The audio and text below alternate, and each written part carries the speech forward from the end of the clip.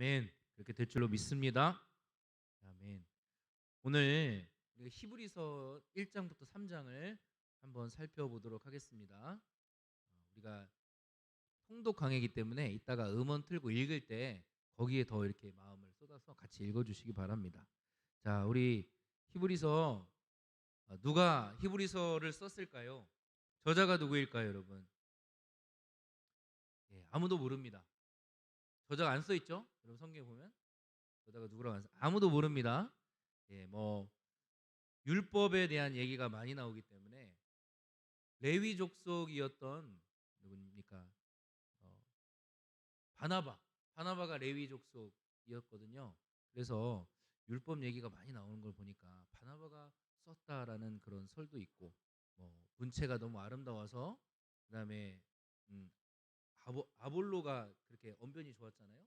아볼로가 썼다 이런 의견도 있습니다. 근데 아무도 몰라요. 하나님만 아십니다. 그리고 정확히 알 수는 없지만 여자는 아니고요, 남자예요. 그게 남성형으로 자기를 말하고 있기 때문에 남자고요.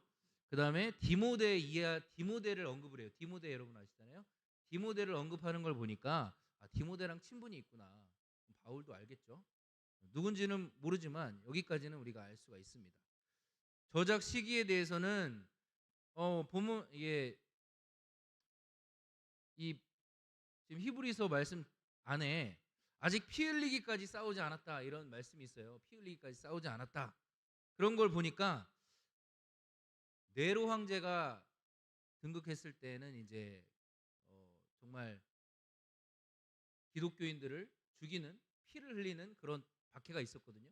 그러니까 아마 그 전으로 우리가 볼 수 있어요. 64년 전이다 이렇게 볼 수가 있습니다. 중요한 것은 이 히브리서를 받는 수신자들이 누구냐, 이 편지를 받는 사람이 누구냐라는 것인데요. 말 그대로 히브리서잖아요. 그러니까 히브리 사람들에게, 유대인들에게 보내는 편지예요. 근데 유대인들 중에서 어떤 사람들이에요? 유대인이면서 예수님을 믿는 사람들에게 보낸 편지인데, 겉에 형식은 편지 형식인데요. 내용은 편지가 아니라 내용은 설교예요. 설교. 여러분 히브리서 쭉 읽어보면 쉽지가 않아요. 설교. 설교의 내용을 서신의 형태로 전달하는 책이 바로 히브리서입니다. 이 히브리서의 수신자들은요, 복음을 예수님한테 직접 들은 사람은 아니고 전에 들은 사람이에요. 2세대 그리스도인들. 그러니까 뭐 바울한테 들었거나 사도들한테 복음을 전해 들었거나 들은 사람들이고, 처음에는 잘 인내했는데 시간이 지나면서 신앙이 점점점 위태해지고 있는 그런 그리스도인들입니다. 그래서 위태로운 상태가 어떻게 나타나 있냐면 자신들이 받은 큰 구원을 등한히 여겼다 이렇게 나와요. 큰 구원을 등한히 여겼다. 그리고 말씀을 붙잡지 않고 흘러 떠내려가도록 했다. 그런 표현들이 나오고요. 마음이 완고해졌습니다. 말씀을 들어도 마음이 완고해져서 순종을 하지 않는 그런 위기에 처해져 있었고요. 그리고 저 뒤에 가면요, 모이기를 패하는 자들 이렇게 나와요. 모이기를 패하는 자들의 어떤 습관, 모이기를 패하는 이런 현상이 일어났어요. 그러니까 안 모여요. 우리 예배로 모여야 되잖아요. 자꾸 모여서 하나님 말씀 듣고 우리 영이 각성하고 깨어서 신앙생활 해야 되는데 모이기를 패하는 현상이 일어났습니다. 점점 이렇게. 그러다 보니까 핍박이 이제 있었는데 다시 유대교로 돌아가는 사람들도 생겨났어요. 다시 유대교로 돌아가는 사람도 생겨났습니다. 핍박을 피하기 위해서 이렇게 유대교로 돌아갔고요. 그래서 히브리서에는 중간중간 배교에 대한 그런 경고가 나와요. 돌아서지 말라. 붙잡으라. 그런 예수님을 반드시 붙잡으라. 다시 돌아가지 말라. 이런 경고들이 히브리서에는 중간중간 많이 나옵니다. 여러분, 이런 마음이 완고해지고 말씀 붙들지 않고 구원을 등한히 여기고 그 다음에 모이기를 패하고 안 모여. 모이는 걸 싫어해요. 이런 것들은요, 배교. 히브리서의 주제 중에 하나가 배교인데 배교의 전조 증상입니다. 모이기를 패하고 이렇게 하면 우리 믿음이 약해지잖아요. 그래서 보다 못한 히브리서 기자가 이런 현상을 보다 못한 히브리서 기자가 그들을 향해 히브리서를 씁니다. 뭐라고 씁니까? 그리스도가 율법보다 위대하다. 왜냐하면 자꾸 유대교로 돌아가려고 하니까. 혹 십자가 복음을 믿으면은 계속 핍박을 받아요. 그러니까 다시 유대교로 돌아가면 핍박을 안 받으니까는 유대교로 돌아가려고 합니다. 그러니까는 히브리서 기자는 그리스도가 유대교보다 위대하다라는 주제로 히브리서를 쓰는 거예요. 그래서 1장에서 2장은 천사보다 위대하다. 예수님이 천사보다 위대하다. 3장에서 4장은 모세보다 위대하다. 그 다음에 5장에서 7장은 아론 제사장보다 위대한 멜기세덱의 계열의 제사장이 예수님이다. 뭐 이런 내용이고요. 8장에서 10장은 구약의 희생 제사보다 더 나은 언약을 예수님이 주셨다. 그러니까 유대교랑 비교해 가지고 월등하고 우월하다는 것을 계속하여서 히브리서는 이렇게 얘기를 하고 있는 거죠. 자, 1장으로 우리가 한번 살펴보겠습니다. 1장 우리 한번 살펴볼까요? 우리 한번 읽기 전에 먼저 설명하고 읽어보겠습니다. 자, 1장은요. 한번 따라해 보겠습니다. 아들은 신성에 있어서 천사보다 뛰어나다. 예, 신성에 있어서. 그러니까 예수님이 신성을 가진 분이잖아요. 거기 그에 있어서 천사보다 뛰어나다. 한번 내용 보겠습니다. 1절에서 3절은요. 하나님이 말세의 아들을 통해 결정적으로 최종적으로 완전하게 말씀하셨다는 거예요. 자, 구약 시대 때에는 조각조각으로 말씀하셨습니다. 여러 선지자들을 통해서 조각조각 말씀을 하셨는데 이 모든 날 마지막 때에 시작인 이 신약 시대에 그때는 아들 예수님을 통해서 최종적으로 완전하게 말씀하셨다는 거예요. 최종적으로 완전하게 말씀하셨다. 이게 중요한데 그러면 최종적인 권위가 누구에게 있습니까? 최종적인 권위가 어디에 있어요? 구약 성경에 있는 것이 아니라 유대교에 있는 것이 아니라 예수님의 말씀에 최종적인 권위가 있다라는 것을 지금 1절에서 3절에서 말을 하고 있습니다. 벌써 유대교보다 뛰어나다. 아들이 예수님이 유대교보다 뛰어나다라는 히브리서의 주제가 서론에서 드러나고 있어요. 그런데 이 아들이 어떤 아들입니까, 여러분? 이 아들이 어떤 아들이에요? 단순한 인간이 아니고 여러분 창조시에 만물을 만드신 분입니다. 그리고 하나님 보좌 우편에서 지금도 만물을 붙들고 있는 분이에요. 그리고 마지막에 종말에는 이 만물의 상속자가 되실 분이 예수님이십니다.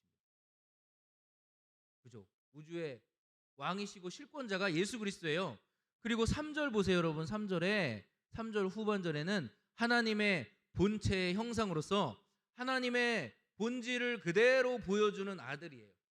그러니까 아들을 보면 하나님을 본 거예요. 예수님을 보면 하나님을 본 거예요. 그러니까 여러분 히브리서 기자가 말하는 것은 신자의 영적 생활에 필요한 것은 다른 어떤 것이 필요한 것이 아니라 예수님을 통해서 말씀하신 그것, 예수님이 보여주신 그 하나님의 형상과 하나님의 말씀, 그것이라는 겁니다. 자, 그 다음에 4절에서 14절 한번 보겠습니다. 이거는 천사들보다 위대하다, 이게 계속 이어지고 있습니다. 근데 여러분 왜 천사하고 예수님하고 비교하고 있을까? 궁금하지 않으십니까? 유대교보다 예수님이 뛰어나다고 말씀하시는데 왜 천사랑 비교를 할까요? 천사가 유대교랑 무슨 상관인데요? 천사는 유대교 신앙에 있어서 굉장히 중요한 존재입니다. 왜냐하면 모세 율법을 시내산에서 계시해 준 그 매개체가 천사예요. 그게 신명기 말씀에 나옵니다. 천사입니다. 천사를 통해서 모세 율법, 그러니까 구약 계시의 전달자가 누구예요? 천사. 그런데 지금은 천사가 말씀을 전해주는 그런 시대가 아니고요. 아들을 통해 말씀하시는 시대라고 했잖아요. 아들을 통해서 말씀하시는 시대입니다. 그러니까 그 구원의 복음이 아들을 통해 주어진 우리 구원의 복음이 유대교의 그 천사를 통해 주어진 율법보다 훨씬 더 우월하고 월등하고 중요하다라는 것을 강조하고 있는 것입니다. 자, 5절 한번 읽어볼까요? 5절 1장 5절 시작. 하나님께서 어느 때에 천사 중에 누구에게 너는 내 아들이라 오늘날 내가 너를 낳았다 하셨으며 또 다시 나는 그에게 아버지가 되고 그는 내게 아들이 되리라 하셨느냐. 자, 천사와 아들은 신분의 차이가 확실히 있다는 거죠. 신분의 차이. 아들은 어떤 분이에요? 아들은 창조주고 하나님 보좌 우편에 앉아 계신 분이고 통치자예요. 왕이에요. 천사는요? 천사는 아들이라고 하나님이 부른 적 없어요. 천사는 아들이 아니에요. 6절에 보니까 아들에게 경배하는 자가 천사입니다. 아들에게 경배해요. 7절에 보세요. 천사가 어떤 사람입니까? 사람이 아니라 천사는 하나님이 사용하시는 사역자, 일꾼, 그렇게 나왔습니다. 일꾼이에요. 일꾼. 아들이 아니라 일꾼. 14절 보시면 모든 천사들은 섬기는 영으로서 구원받을 상속자들을 위하여 섬기라고 보내심이 아니냐. 섬기라고 보낸 종이죠, 종. 하나님이 부리는 종인데. 자, 그런데 초대교회 때 이 유대교의 영향 때문에 천사 숭배를 하는 이단적인 행위가 있었습니다. 그게 이제 우리 골로새서나 이런 데 보면 알 수 있죠. 천사 숭배를 하는 그런 행위가 있었어요. 그러니까 천사보다 탁월하고 온전한 신성을 가진 아들이 있는데 왜 너희들은 천사를 통해 주어진 모세 율법으로 다시 돌아가려고 하느냐? 그 얘기예요. 유대교로 왜 다시 돌아가려고 하느냐? 그거를 지금 말을 하고 있습니다. 자, 우리 한번 1장을 소리내어서 읽어보도록 하겠습니다. 1장 한번 틀어주시기 바랍니다. 여러분 큰 소리로 같이 한번 읽겠습니다. 히브리서 제1장. 옛적의 선지자들을 통하여 여러 부분과 여러 모양으로 우리 조상들에게 말씀하신 하나님이 이 모든 날 마지막에는 아들을 통하여 우리에게 말씀하셨으니 이 아들을 만유의 상속자로 세우시고 또 그로 말미암아 모든 세계를 지으셨느니라. 이는 하나님의 영광의 광채시요 그 본체의 형상이시라. 그의 능력의 말씀으로 만물을 붙드시며 죄를 정결하게 하는 일을 하시고 높은 곳에 계신 지극히 크신 이의 우편에 앉으셨느니라. 그가 천사보다 훨씬 뛰어남은 그들보다 더욱 아름다운 이름을 기업으로 얻으심이니 하나님께서 어느 때 천사 중 누구에게 너는 내 아들이라 오늘 내가 너를 낳았다 하셨으며 또다시 나는 그에게 아버지가 되고 그는 내게 아들이 되리라 하셨느냐. 또 그가 맏아들을 이끌어 세상에 다시 들어오게 하실 때 하나님의 모든 천사들은 그에게 경배할지어다 말씀하시며 또 천사들에 관하여는 그는 그의 천사들을 바람으로 그의 사역자들을 불꽃으로 삼으시느니라 하셨으되 아들에 관하여는 하나님이여 주의 보좌는 영영하며 주의 나라의 규는 공평한 규이니이다.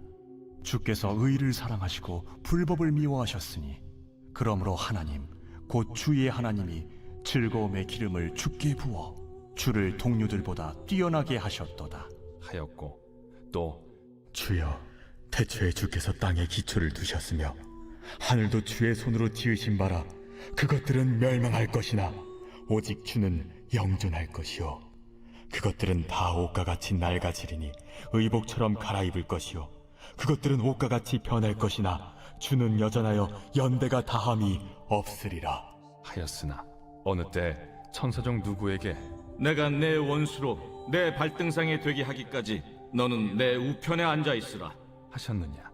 모든 천사들은 섬기는 영으로서 구원받을 상속자들을 위하여 섬기라고 보내심이 아니냐. 1장 읽었습니다. 되게 그 성경 구절들이 인용을 많이 해가지고 헷갈려요. 있는데 구약 성경 구절을 인용을 많이 하는데 내용은 단순합니다. 이렇게 여러분 아들은 상속자이고, 아들은 신적인 그런 존재이고, 천사는 종입니다. 그러니까 종인 천사들을 통해 전해준 구약 율법과 비교해서 이 우주의 왕인 아들을 통해서 말씀하신 구원의 말씀하고 무게감이 완전히 틀리다는 거예요. 구약의 그 계시와 예수님이 말씀하신 게 무게감이 틀리다는 겁니다. 그 이야기가 2장 1절에서 4절까지 나오는데요. 2장 1절에서 4절 보시면 2장 2절 함께 읽겠습니다. 2장 2절 시작. 천사들을 통하여 하신 말씀이 견고하게 되어 모든 범죄함과 순종하지 아니함이 공정한 보응을 받았거든. 3절도 읽겠습니다. 시작. 우리가 이같이 큰 구원을 등한히 여기면 어찌 그 보응을 피하리로. 그 구원은 처음에 주로 말씀하신 바요 들은 자들이 우리에게 확증한 바니. 아들이 전해준 이 말씀을 받은 자들이 그 말씀을 가볍게 여겼대요. 가볍게 여겼는데 그리고 그 말씀을 흘러 떠내려가게 가볍게 여기고 잘 듣지 않고 잘 순종하지 않았다는 겁니다. 여러분, 출애굽 구원이라는 게 이 출애굽이 구원의 모양이잖아요. 근데 그 애굽에서 홍해를 건너서 출애굽한 것이 구원의 전부가 아니라 구원의 시작이에요. 구원의 시작입니다. 그래서 출애굽을 해서 광야 생활을 지나서 가나안 땅에 들어가는 데까지 구원의 완성이에요. 가나안 땅에 들어가는 데까지 구원의 완성. 그러니까 출애굽이 시작이고 가나안 땅에 들어가는 것이 완성이죠. 출애굽한 이스라엘 백성들도 중간에 어떻게 했습니까? 광야에서 불순종하고 우상 숭배하고 주를 시험하고 원망하다가 중간에 광야에 엎드려져 죽었습니다. 가나안 땅에 못 들어가고 죽었어요. 똑같습니다, 여러분. 천사를 통해 준 율법을 무시했을 때 그런 결과가 일어났다는 거예요. 천사를 통해 준 율법을 무시하고 그들이 불순종하고 하나님 앞에 원망하고 시험하고 하다가 우상 숭배하다가 광야에서 다 엎드려져 죽었어요. 1세대가. 그런데 천사를 통해 주어진 그런 말씀도 그런 결과가 나왔는데 하나님의 아들을 통해 받은 큰 구원의 말씀을 우리가 등한히 여기면, 천사가 준 말씀도 그런 결과가 나왔다면 아들을 통해 받은 이 큰 구원의 말씀을 우리가 등한히 여긴다면 어떤 보응을 받겠느냐, 지금 그 얘기를 하는, 그 경고를 하고 있는 것입니다. 이 구원의 말씀이 얼마나 크고 중요하냐면 복음을 직접 들은 자들이 증거해 줬어요.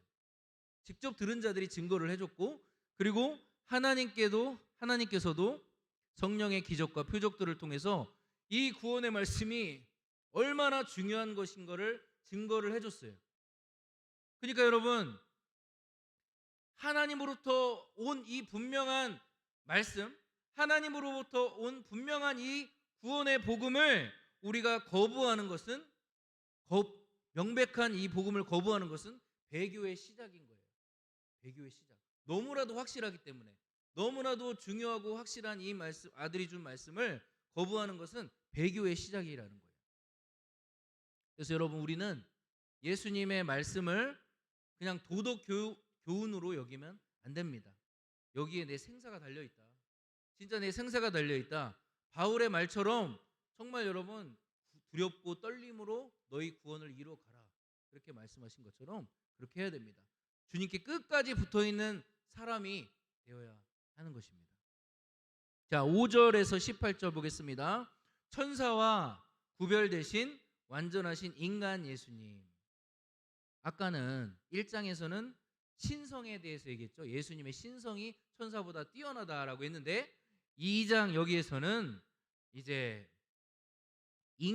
완전한 인간으로서 그 경험을 하신 예수님이 천사보다 훨씬 더 뛰어나다, 그 얘기를 하고 있습니다. 5절에서 18절에 여러분 보시면은요, 5절 보십시오, 여러분. 아니죠. 6절에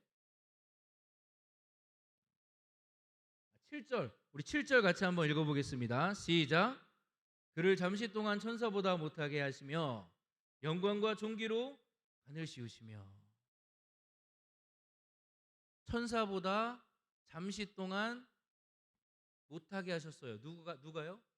하나님의 아들이 천사보다 잠시 동안 낮아졌어요. 지극히 낮아지셨어요. 그게 바로 뭐예요, 여러분? 성육신입니다. 예수님이 성육신 하신 거. 이 땅에 오셔가지고 천사보다 잠깐 낮아지셔가지고 이 땅에 33년간 사시면서 인간으로서 고난을 다 당하셨어요. 가난, 수치, 배신, 귀신 들렸다는 소리도 듣고 인간관계의 갈등도 듣고 여러 가지 인간의 그런 연약함을 다 체휼하셨습니다. 그래서 천사는 인간을 공감하지 못해도 아들은 인간의 연약함을 공감하고 능히 도우실 수가 있습니다. 그리고 지금 이 독자들이 어떤 상태라고 했습니까? 이 독자들이 믿음이 흔들리고 있잖아요. 고난 속에서 믿음이 흔들리고 있어요. 신앙을 포기하려고 하는 그런 믿음의 상태에 있어요. 그런데 이 얘기를 지금 함으로써 주님이 그 인간의 연약함을 아시기에 충분히 너희들을 도와줄 수 있다, 너희들을 도와줄 수 있기 때문에 그분을 의지해라, 지금 그 얘기를 하고 있습니다. 그리고 9절 보십시오, 여러분. 성육신하신 목적이 무엇이냐면 모든 사람을 위하여 죽음을 맛보려 하심이라. 성육신의 목적이 죽음을 맛보는 거예요. 인간이 아니면 인간을 대표할 수가 없습니다. 이 대속의 죽음을 죽기 위하여 인간의 몸으로 성육신하신 거예요. 왜?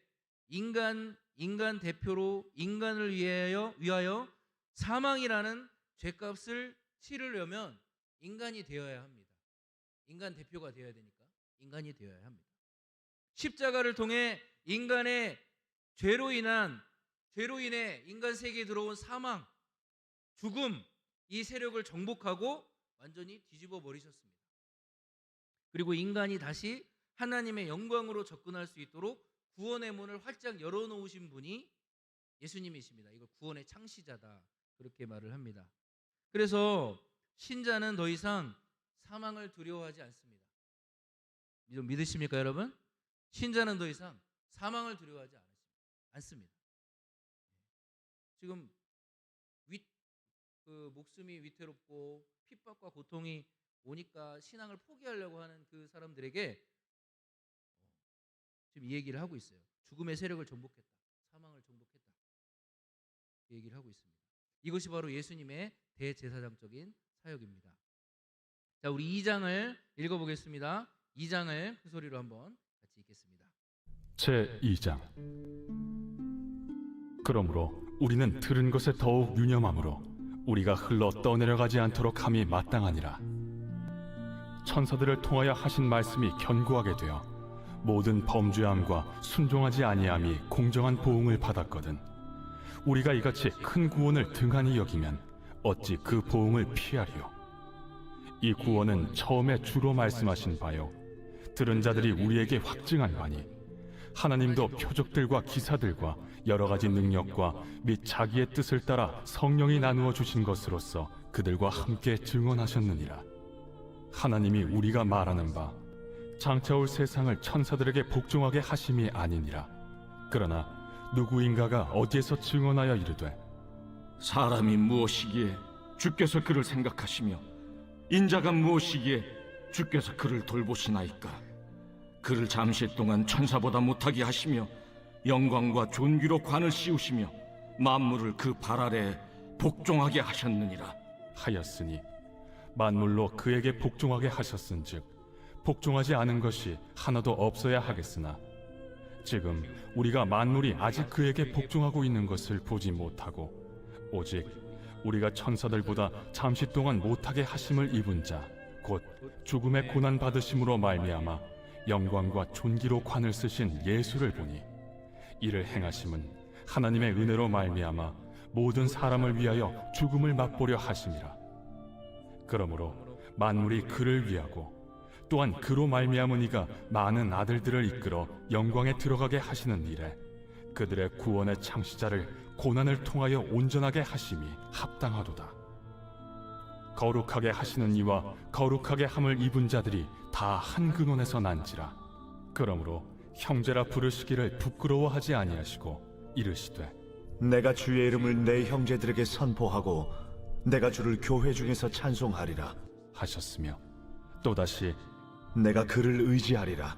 하시고 또다시 볼지어다 나와 및 하나님께서 내게 주신 자녀라. 하셨으니 자녀들은 혈과 육에 속하였음에 그도 또한 같은 모양으로 혈과 육을 함께 지니심은 죽음을 통하여 죽음의 세력을 잡은 자 곧 마귀를 멸하시며 또 죽기를 무서워함으로 한평생 매여 종로로 타는 모든 자들을 놓아주려 하심이니 이는 확실히 천사들을 붙들어 주려 하심이 아니요 오직 아브라함의 자손을 붙들어 주려 하심이라.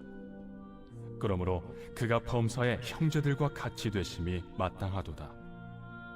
이는 하나님의 일에 자비하고 신실한 대제사장이 되어 백성의 죄를 속량하려 하심이라. 그가 시험을 받아 고난을 당하셨은즉 시험 받는 자들을 능히 도우실 수 있느니라.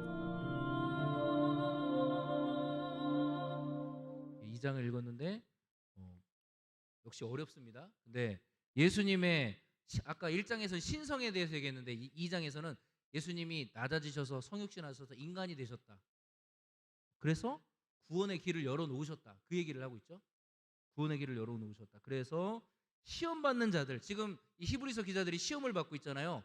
흔들리고 있잖아요. 이 시험 받는 자들을 능히 도우실 수 있는 분이 예수님이다. 왜 인간이 되셔서 모든 것을 다 경험하시고 체험하시고 죽음까지도 경험하셨기 때문에 능히 도우실 수 있는 분이다라고 격려하고 있습니다. 자, 3장으로 넘어가겠습니다. 3장. 3장은 1, 2장은 이제 천사보다 예수님이 뛰어나시다 그 얘기를 했었는데 3장은요 모세보다 뛰어나신 예수 그리스도입니다. 유대교랑 비교, 모세는 유대교에서 정말 중요한 사람이죠. 정말 중요한 위치에 있는 사람입니다. 예수님이 모세보다 위대하다는 것은 우리에게는 당연하게 들릴지 몰라도, 우리는 지금 당연하지라고 생각할지 몰라도 유대인 신자들에게는 굉장히 놀랄만한 주장을 하고 있는 거예요. 모세는 그만큼 유대교에서 신적인 존재라고 해야 되나요? 굉장히 높은 위상을 가진 게 모세예요. 모세보다 예수 그리스도는 훨씬 월등하고 뛰어나다라는 것을 말을 하고 있습니다. 차원이 다르다 그 얘기를 하고 있습니다. 자, 3절 읽어보겠습니다. 3절 3장 3절 시작. 3장 3절 시작. 그는 모세보다 더욱 영광을 받을 만한 것이 마치 집을 지은 자가 그 집보다 더욱 존귀함 같으니라. 아멘. 집을 지은 자가 그 집보다 존귀함 같으니라. 그러니까 여러분 모세하고 예수님하고는 얼만큼의 차이가 나요? 차원 그냥 조금 무슨 선수로 비교하면은 같은 선수들 중에 좀 실력 차이가 나는 그런 정도가 아니라 아예 차원이 다른 거예요. 예수님하고 모세하고는요 아예 차원이 다른 거예요. 왜냐하면 모세는 그분의 하나님의 집의 일원이었어요. 일원이었는데 그 중에서 지도자로서 충성을 다한 거고, 예수님은 어떤 분이에요? 그 집을 지은 분이에요. 그 집을 지은 분인데 성육신 하셔서 성육신 하셔서 섬기신 거예요. 만물 안으로 성육신 하셔서 섬기신 것은 모세의 충성과는 비교할 수 없는 그런 충성입니다. 5절 보세요 여러분. 5절을 보시면 모세는 장래에 말할 것을 증언하기 위해서 종으로 섬겼다라고 되어 있습니다. 그러니까 여러분 장래에 말할 것에 대해서 섬겼다. 모세는. 이게 무슨 말이냐면 모세는 율법을 받아서 가르쳤는데 그 율법이 사실은 장래일에 대한 예언이라는 거죠. 장래에 메시아를 통해 선포될 복음을 설명하는 모형이 율법이라는 거죠. 그러니까 모세가 섬긴 것은 그림자예요.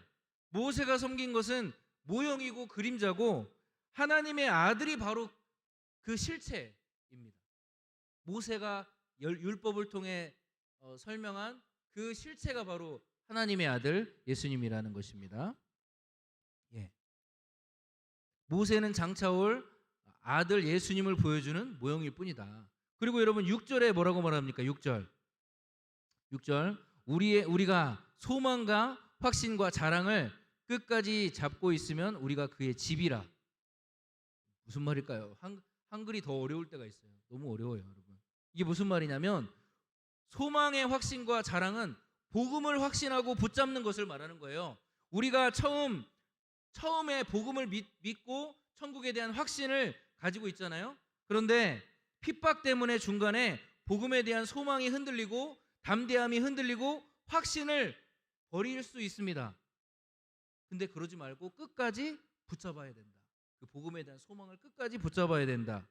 그렇게 붙잡는 사람이 그의 집이다. 그렇게 붙잡는 사람이 그 집의 권속이다. 하나님께 속한 자다. 그런 얘기입니다. 끝까지 중간에 배교하지 않고 핍박 때문에 배교하고 다른 이유 때문에 하나님을 배교하지 않고 끝까지 그 소망의 확신을 붙잡고 있는 사람이 하나님께 속한 자다. 하나님의 권속이다. 하나님의 집이다. 그런 말씀을 하고 있습니다. 예. 그러니까 여러분 이 지금 힘든 상황 속에서 예수님 이렇게 배교하지 말라는 경고를 하고 있는 거죠. 대신에 예수님을 힘입어서 하나님 앞으로 담대히 나가라는 겁니다. 배교로 인해서 흔들리지 말고 예수 힘입어서 하나님 앞에 담대히 나가라고 히브리서는 권면을 하고 있습니다. 자, 그리고 마지막 이제 단락인 7절에서 19절은요. 광야 세대, 이스라엘 광야 세대가 그랬던 것처럼 너의 마음을 완고하게 하지 말고 믿어라. 너의 마음을 완고하게 하지 말고 믿어야 된다.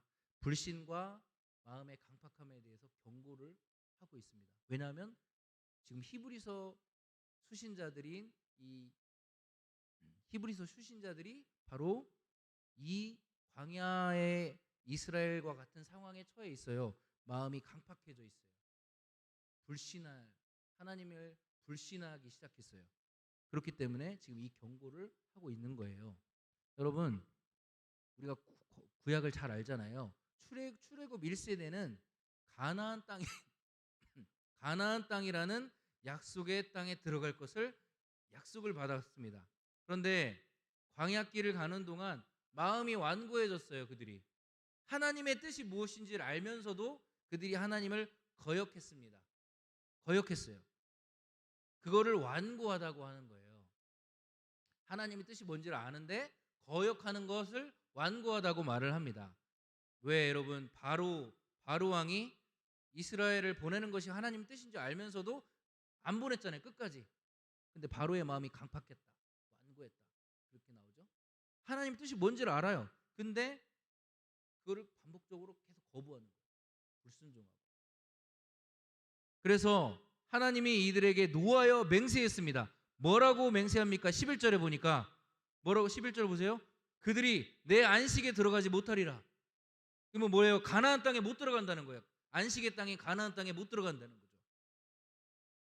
처음에 안식의 땅에 대한 약속을 받았는데 그들은 못 들어갔습니다. 이와 마찬가지예요. 지금도 이와 마찬가지입니다. 1절에 여러분 1절에 보시면 하늘의 부르심을 받은 거룩한 형제들아. 이스라엘 백성들은 가나안 땅으로 부르심을 받았지만 신약 성도들은 하늘의 부르심을 받았어요. 하늘로 오라는 부르심을 받았습니다. 근데 하늘로 가는 여정 중에 우리도 그 이스라엘 백성들처럼 믿지 아니하는 악한 마음을 품고 살아계신 하나님께 깨로부터 떨어질까 조심할 것이요. 12절에 그렇게 나옵니다. 떨어질 수 있다는 거죠. 우리가 가는 도중에 떨어질 수 있다는 겁니다. 하나님으로부터. 그거를 경고하고 있습니다. 어떻게 해야 될까요, 여러분? 우리가 떨어지지 않으려면, 우리가 중간에 이스라엘 백성들처럼 중간에 마음이 강팍해져서 정말 우상 숭배하고 불순종하고 하다가 멸망당하지 않으려면 우리는 어떻게 해야 될까요? 어떻게 조심해야 될까요? 그게 12절에 나옵니다. 12절을 같이 읽겠습니다. 12절이 아니네요. 13절입니다. 13절 읽겠습니다. 시작. 오직 오늘이라 일컫는 동안에 매일 피차 권면하여 누구든지 죄의 욕으로 완고하게 되지 않도록 하라. 가만 놔두면은, 우리의 마음이 가만 놔두면은 강팍해져요. 세상 속에서 점점 마음이 완고해지고 주를 거역하게 됩니다. 그러니까 그렇지 않게 하기 위해서 설교나 공동체를 통해서 권면해야 된다는 거예요. 우리에게, 우리 스스로에게, 아니 서로에게 권면해서 우리 마음이 강팍해지지 않도록, 우리가 정신을 차리고 신앙생활 할 수 있도록 공동체가 필요합니다. 서로에게 권면을 통해서 깨어날 수 있도록. 이 예배 모임이 바로 이런 거예요. 이런 설교가 권면이에요. 이런 모임을 통해서, 이런 권면들을 통해서 우리의 마음이 완고해지지 않도록 우리가 해야 된다는 것이죠. 오늘이라 일컫는 그날에, 일컫는 동안 매일 해야 된다는 거예요. 피차 권면하여, 서로 권면하여 누구든지 죄의 유혹으로 완고하게 되지 않도록 하라. 우리 스스로에게, 또 서로에게 이런 모임을 통해서 우리는 계속 이러한 권고를 받아서 우리 마음이 강팍해지지 않도록 해야 된다는 겁니다. 자, 14절 같이 읽겠습니다. 14절 시작. 우리가 시작할 때에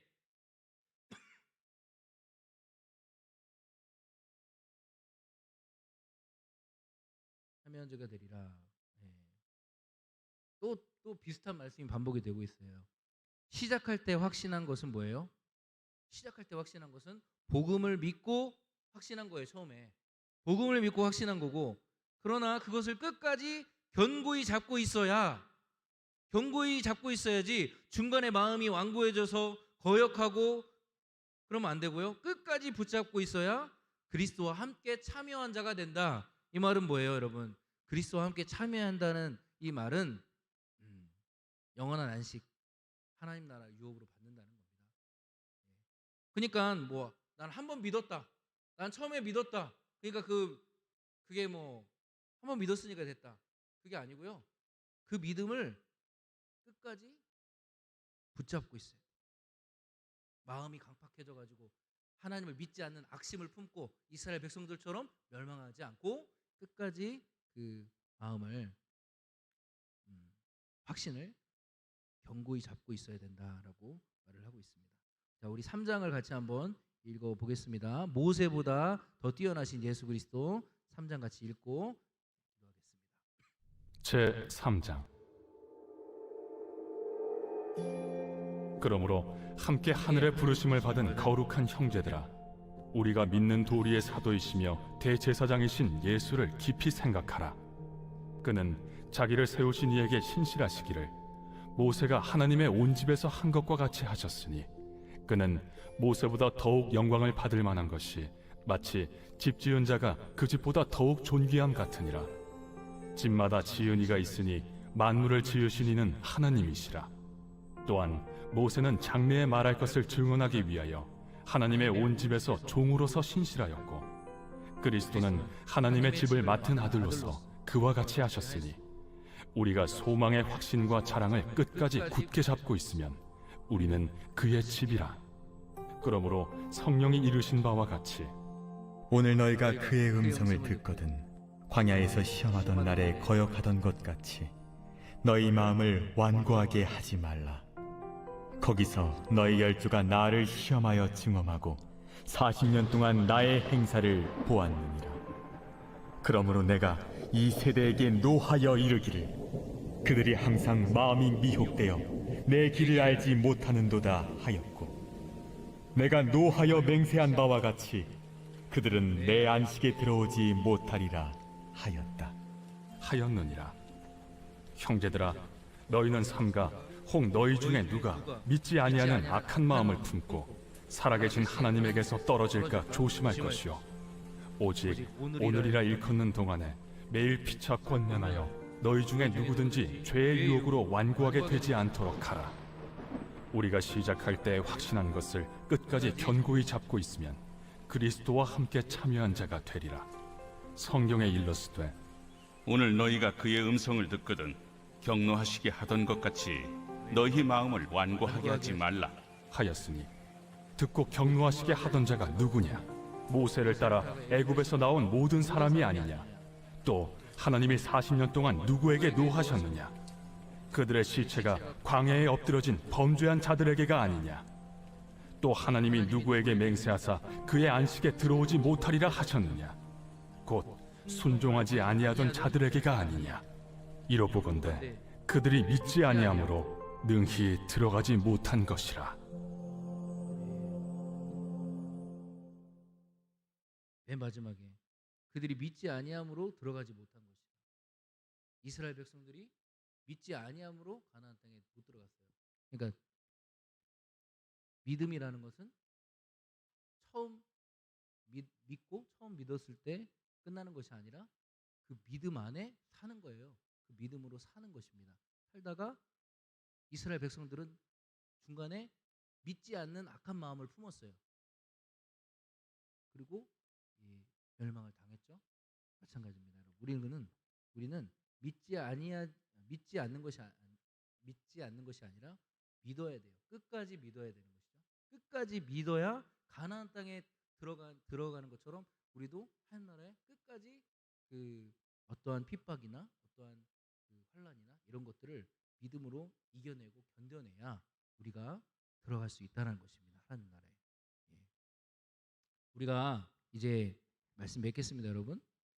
내가 이스라엘 백성들처럼 하늘로 가는 지금 여정에 우리는 있어요. 우리는 지금 여정 가운데 있습니다. 우리가 믿었고 그리고 우리는 하나님 하늘의 부르심을 받아서 그 하늘로 가는 여정 가운데 있습니다. 이스라엘 백성들하고 똑같습니다. 광야 여정 중에 있어요. 그런데 우리가 이때 마음이 완고해지고 있지 않은지 우리를 한번 살펴봐야 됩니다. 우리의 마음이 점점 완고해지고 하나님 말씀 들어도 그 말씀을 등한히 여기고 그 말씀을 무시하고 등한히 여기고 있지 않은지 한번 살펴봐야 돼요. 그리고 마음이 강팍하다는 게 어떤 뜻이라고 했죠? 주님의 뜻이 뭔지 알면서도 하나님의 뜻이 뭔지 알면서도 그거를 거역하는 거예요. 계속 아는데 막 계속 거역하는 거예요. 혹시 내가 주의 뜻을 아는데도 계속 반복적으로 거역하는 부분은 없는지 우리가 한번 우리를 돌아봐야 되겠습니다. 우리가 이 시간 기도했으면 좋겠습니다. 완고해진 마음이 부드러운 마음이 되어서 믿고 순종하는 심령이 되게 하여 주시옵소서. 믿고 순종하는 사람 되게 하여 주시옵소서. 그리고 하나님 말씀 등한히 여기지 않고 왕이신 주님의 말씀에 떨며 순종하는 거룩한 백성이 되게 하여 주시옵소서. 그리고 우리 정경정 권사님 주님께서 깊이 붙들어 주시고 함께 해달라고 여러분 간절히 기도해 주시기 바랍니다. 오늘 들은 말씀과 우리 권사님을 위해서